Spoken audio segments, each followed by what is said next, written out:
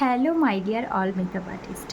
আমার প্রোফাইলে অনেকেই মেকআপ আর্টিস্ট রয়েছে, আমার অনেকে নন মেকআপ আর্টিস্ট, অনেকে জুনিয়র, অনেকে সিনিয়র হিসেবে কাজ করছো। তোমাদের অনেকেরই কাছে আমি একটা প্রশ্ন পেয়ে থাকি প্রায়শই, যে কোন কালারের সাথে কোন কালারটা ম্যাচ করলে ভালো লাগবে। এমনকি যখনই কোনো ব্রাইড তোমরা বুক করো তখনও কিন্তু তোমরা বলো যে কোন কালারের শাড়ির সাথে কোন কালারের ফ্লাওয়ার ভালো লাগবে, কোন কালারের শাড়ির সাথে কোন কালারের আই মেকআপটা ভালো লাগবে। তো এই টোটাল কনসেপ্টটা আমাদের যায় হচ্ছে কালার হুইলের উপরে। তো আমি ডিসিশন নিয়েছি তোমাদের সাথে তো অনেক টিউটোরিয়াল শেয়ার করলাম, এইবার কিছু নলেজ শেয়ার করার জন্য। তো 2-3টে সিরিজে আমি তোমাদের সাথে কালার হুইলের নলেজ শেয়ার করব। আশা করছি এটা তোমাদের ক্যারিয়ারে অনেক হেল্পফুল হবে। যদি ভালো লাগে একটা লাইক, কমেন্ট, শেয়ার করে দাও। তোমরা যদি আমার ফেসবুক থেকে দেখে থাকো তাহলে আমার প্রোফাইলটিকে ফলো করে রাখো এইভাবে ইনফরমেটিভ ভিডিওর জন্য। আর যদি ইউটিউব থেকে দেখে থাকো তাহলে ইউটিউবটিকে সাবস্ক্রাইব করে রাখো ভবিষ্যতে আরও এইভাবে ইনফরমেটিভ ভিডিও দেখার জন্য। তো চলো আজকে শুরু করা যাক। আমি একদম বেসিক থেকে তোমাদেরকে দেখাবো, একদম বেসিক টু যেটা হয় ওই জিনিসটা আমি দেখাবো বলে ডিসিশন নিয়েছি। তো দেখো এখানে আমি একটা কালার হুইল তোমাদেরকে দেখাচ্ছি। এই যে চক্রটাকে, এটাকে আমরা কালার হুইল বলি, ঠিক আছে, বা রঙের চক্র তোমরা বলতে পারো, ঠিক আছে। এই কালার হুইলে দেখো বিভিন্ন ধরনের কালার্স আছে এবং এর ওপরে ওপরে অনেক কিছু লেখা আছে। অনেকেই এটা জানো, আবার অনেকের মধ্যে অজানা, অনেকে আবার আধো আধো জানো, ঠিক আছে। সবটাই মানে নিয়ে আমাদেরকে চলতে হয়। হয়তো অনেকে এটাকে নিয়ে অনেক পড়াশুনো করেছো যার জন্য তোমরা পুরোটা জানো, অনেকে আবার এটা শিখেছো as a professional makeup artist হওয়ার জন্য, তারপর অতটুকুতেই এই জিনিসটাকে স্থগিত করেছো। আবার অনেকে নিয়মিত চর্চাতে থাকো। তো তোমাদের তাই বললাম যে অনেকেই জানো, অনেকেই হয়তো জানো না, বা অনেকে আধো আধো জানো। তো চলো আমি নলেজটা তোমাদের সাথে শেয়ার করি।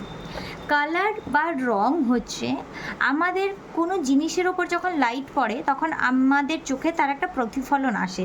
যেমন এই রংটা আমরা হোয়াইট বলছি, এই কি জন্মগতভাবে হোয়াইট ছিল না, আমরা আমাদের চেনার সুবিধার্থে একটা নাম দিয়েছি যে এটা হোয়াইট, এটা রেড, এটা পার্পল অ্যাটসেট্রা। কিন্তু এর নিজস্ব কিন্তু কোনো কথা নেই যে এটা হোয়াইট। এখানে আলো পড়ছে তাই কিন্তু তোমরা হোয়াইটটা বুঝতে পারছো। যদি আমি আলোটা বন্ধ করে দিই এখনই তোমরা বলবে যে এটা কালো, তাই না, কারণ তোমাদেরকে অন্ধকার লাগবে। তাই রঙের প্রতিফলনটাই আমাদের চোখে কালার হিসাবে ধরা পড়ে। তো দেখো এখানে অনেক কিছু কালার আছে, সমস্ত কালারই আমরা চোখের সামনে দেখতে পাই। আমরা রেড কালার দেখতে পাই, ব্লু কালার দেখতে পাই, ইয়েলো কালার দেখতে পাই, গ্রিন, অরেঞ্জ, পার্পল, এরকম বিভিন্ন কালার দেখতে পাই। এমনকি এমন অনেক কালার দেখতে পাই যার নামগুলোও আমরা জানি না, তাই তো। এবার দেখো এই রেড কালারের কাছে লেখা আছে প্রাইমারি, ইয়েলো কালারের কাছে লেখা আছে প্রাইমারি, এবং ব্লু কালারের কাছে লেখা আছে প্রাইমারি। আমি অন্য একটা তোমাদেরকে পেজ দেখাচ্ছি, দেখো এগুলো আমি ক্লাসে বুঝিয়ে থাকি তাই এরকমভাবে মার্ক করা। এখানে দেখো 3টে প্রাইমারি কালার আমাদের দেওয়া আছে, ইয়েলো, রেড আর ব্লু। এই 3টে কালারকে আমরা প্রাইমারি কালার বলি। প্রাইমারি কালার আমরা কোন কালারগুলোকে বলি? যে সমস্ত কালারকে আমরা কোনো আর্টিফিশিয়ালভাবে তৈরি করতে পারবো না, এগুলো নেচার থেকে এসেছে, অটোমেটিক, এগুলো ক্রিয়েটিভ, মানে এগুলো ক্রিয়েশন বাই নেচার এক কথায় বলতে গেলে। ওই রকম কালারকে আমরা বলবো প্রাইমারি কালার। এই কালারগুলোকে কিন্তু কোনোভাবে বাইরে থেকে তৈরি করা সম্ভব নয়, ঠিক আছে। মানে কোনো কিছু কালারের মিক্স অ্যান্ড ম্যাচ করে এই কালারগুলো আনা যাবে না। যেরকম রেড আমরা ব্লাড থেকে পেয়েছি, আমাদের শিরায় যে রক্ত চলে ওই রক্ত থেকে পেয়েছি। ইয়েলো কালারটা আমরা ধরো কোনো ফল পেকে গেলে যেমন ইয়েলো কালার হয়, ফলের মধ্যে বীজ থাকে ওটা ইয়েলো কালার হয়, ওটা পেয়েছি। আর ব্লু কালার আমরা আমাদের ভেইন থেকে পেয়েছি, আমাদের যে শিরাগুলো ওগুলো নীল, সবুজ, তোমরা জানো, ওয়ার্ম টোন, কুল টোন, এখান থেকে তোমরা অবশ্যই জেনে যাবে। তো এই 3টে কালার হচ্ছে আমাদের প্রাইমারি কালার, যে প্রাইমারি কালারগুলোকে আমরা কোনো কালারের মিক্স অ্যান্ড ম্যাচ করে বানাতে পারবো না। এরপরে আসছে সেকেন্ডারি কালার। সেকেন্ডারি কালার হচ্ছে অরেঞ্জ, পার্পল, গ্রিন। দেখো এখানে ইয়েলো আর ব্লুর মাঝখানে আছে গ্রিন, ইয়েলো আর রেডের মাঝখানে আছে অরেঞ্জ, এবং রেড এবং ব্লুর মাঝখানে আছে পার্পল। এই তিনটে কালারকে আমরা সেকেন্ডারি কালার বলছি। অরেঞ্জ কালারটা ইয়েলো এবং রেড কালারকে মিক্স করলে পাওয়া যায়, পার্পল কালারটা রেড এবং ব্লু কালারকে মিক্স করলে পাওয়া যায়, এবং গ্রিন কালারটা ব্লু এবং ইয়েলো কালারকে মিক্স করলে পাওয়া যায়। তোমরা এটা নোট ডাউনও করে নিতে পারো, ভবিষ্যতে তোমাদের অনেক হেল্প হবে। তবে হ্যাঁ, আমি বললাম মিক্স করলে পাওয়া যায়, তার মানে এই নয় যে আমি বেশি পরিমাণে রেড নিলাম, অল্প পরিমাণে ইয়েলো দিলাম, আমি অরেঞ্জ পাবো। আমাদেরকে কিন্তু সম পরিমাণে মিক্স করতে হবে। তার মানে কি দাঁড়ালো, সম পরিমাণ দুটো প্রাইমারি কালারকে মিক্স করে যে কালার পাওয়া যায় তাকেই আমরা বলবো সেকেন্ডারি কালার। যেমন রেড এবং ইয়েলোকে মিক্স করলে অরেঞ্জ কালার পাবো, ইয়েলো এবং ব্লুকে মিক্স করলে গ্রিন কালার পাবো, ব্লু এবং রেডকে মিক্স করলে পার্পল কালার পাবো। ক্লিয়ার হয়েছে? তোমরা কিন্তু এগুলো খাতাতে লিখে রাখতে পারো, আর যদি কারোর কোনো ডাউট থাকে আমাকে কমেন্ট বক্সে বা ইনবক্সে অবশ্যই জানাতে পারো। এরপরে আসছি টারশিয়ারি কালার। টারশিয়ারি কালার হচ্ছে একটা প্রাইমারি কালার এবং একটি সেকেন্ডারি কালারকে মিশিয়ে যে কালার পাই আমরা তাকে বলবো টারশিয়ারি কালার। তবে হ্যাঁ, এক্ষেত্রেও কিন্তু মিক্সটা সম পরিমাণ হবে। একটি প্রাইমারি কালার এবং একটি সেকেন্ডারি কালারকে সম পরিমাণ মিশিয়ে যে কালারের তৈরি হয় তাকে আমরা টারশিয়ারি কালার বলি। টারশিয়ারি কালারগুলো কি কি হয়?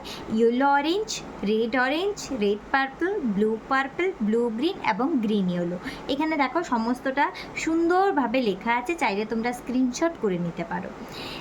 এই যে ব্যাপারটা হলো, ইয়েলো এবং গ্রিনের মিশ্রণে আসছে গ্রিন ইয়েলো, আবার ব্লু এবং গ্রিনের মিক্স আসছে ব্লু গ্রিন, আবার ব্লু আর পার্পল থেকে এসছে ব্লু পার্পল, রেড আর পার্পল থেকে এসছে রেড পার্পল, অরেঞ্জ আর রেড থেকে এসছে রেড অরেঞ্জ, এবং অরেঞ্জ এবং ইয়েলো থেকে এসছে ইয়েলো অরেঞ্জ।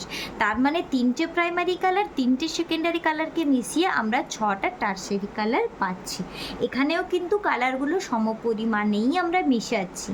একটা কথা তোমরা মাথায় রাখবে, আমাদের কালার যদি কখনো 40-60 রেশিওতে মিশিয়ে দিই, মানে ধরো আমরা 40% নিলাম ইয়েলো কালার আর 60% নিলাম রেড কালার, সেক্ষেত্রে কিন্তু পিওর অরেঞ্জ তোমরা পাবে না, সেক্ষেত্রে অরেঞ্জ ফ্যামিলির অন্য কোনো কালার পাবে। এটাকে আমরা মনোক্রোম্যাটিক থিওরি বলে থাকি। আমি পরপর তোমাদের সাথে সমস্তটা আলোচনা করব যাতে তোমাদের সুবিধা হয়। তো আপাতত এই তিনটে কালার আমি তোমাদেরকে বোঝালাম, প্রাইমারি, সেকেন্ডারি এবং টারশিয়ারি কালার। এবার দেখো অন্য একটা কপি আমি দেখাচ্ছি তোমাদেরকে। প্রাইমারি, সেকেন্ডারি, টারশিয়ারি এই তিনটে কালার ছাড়াও আমাদের আছে কমপ্লিমেন্টারি কালার। এই কমপ্লিমেন্টারি কালারটা আমাদের মেকআপ থিওরিতে ভীষণভাবে কাজে লাগে। কমপ্লিমেন্টারি কালারটা কি আমরা জেনে নেব। একে অপরের উল্টো দিকে কমপ্লিমেন্ট করে, মানে ও দুটো কালার যে দুটো কালার বিপরীতে আছে তাকে আমরা কমপ্লিমেন্টারি কালার বলি। ইয়েলো কালারের বিপরীতে আছে পার্পল, ব্লুর অপোজিটে আছে অরেঞ্জ এবং গ্রিনের অপোজিটে আছে রেড। তার মানে একটা কালারের অপোজিটে থাকা কালারকে আমরা ওই কালারের কমপ্লিমেন্টারি কালার বলবো। আশা করছি বোঝা গেল। একটা কালারের অপোজিটে থাকা কালারটিকে আমরা ওই কালারের কমপ্লিমেন্টারি কালার বলবো। এই কমপ্লিমেন্টারি কালার তোমরা অনেকেই নিজেদের মেকআপের মধ্যে ইউজ করে থাকো। যেমন ধরো আমরা যখন কোনো ডার্ক সার্কেল দেখি তখন ওখানে অরেঞ্জ কারেক্টার ইউজ করি। তোমরা কি জানো যে এটা কালার হুইলের থিওরি অনুযায়ী এসেছে? এবার অনেকের মনে প্রশ্ন আসতে পারে যে দিদি আমরা ডার্ক সার্কেলটা ব্ল্যাক কালারের দেখছি, কিন্তু কেন তাহলে অরেঞ্জ কালার দিচ্ছি তুমি বলছো কমপ্লিমেন্টারি কালার? আমাদের যে ডার্ক সার্কেল থাকে ওটাকে যদি আমরা লেন্সের মাধ্যমে দেখি না, নিচে একদম ব্লু এরিয়া থাকে, ডার্ক ব্লু এরিয়া, ওটা কিন্তু ব্ল্যাক এরিয়া নয়। তাই ওই ব্লুইশ এরিয়াটাকে ঢাকার জন্য আমরা গ্রিন কারেক্টার ইউজ করে থাকি। যখন আমাদের ফেসে কোনো রেড পিম্পল থাকে, অ্যাকনি থাকে, অ্যাক্টিভ অ্যাকনি পিম্পল বা রেড মার্কস থাকে, তখন তাকে নিউট্রালাইজ করতে আমরা গ্রিন কালার ইউজ করি, কারণ রেড কালারের কমপ্লিমেন্টারি কালার হচ্ছে গ্রিন কালার।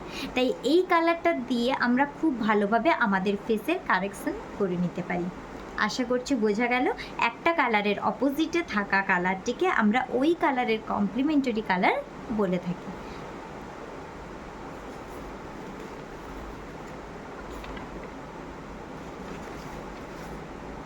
তো আজকের জন্য এতটুকুই তোমাদেরকে বোঝালাম। তোমরা চাইলে এটা খাতাতে নোট ডাউন করে রাখতে পারো। তোমাদের অনেক হেল্প হবে। আর এর পরে নেক্সট ক্লাসে আমি আরও ইন্টারেস্টিং টপিক নিয়ে বোঝাবো, যে কালারগুলো দিয়ে আমরা আই মেকআপ করে থাকি ওই কালার থিওরি নিয়ে আলোচনা করব। তো অবশ্যই তোমরা ভিডিওটি দেখো, ভালো লাগলে লাইক, কমেন্ট, শেয়ার করে দিও। দেখা হচ্ছে পরের একটি ভিডিওতে। টাটা।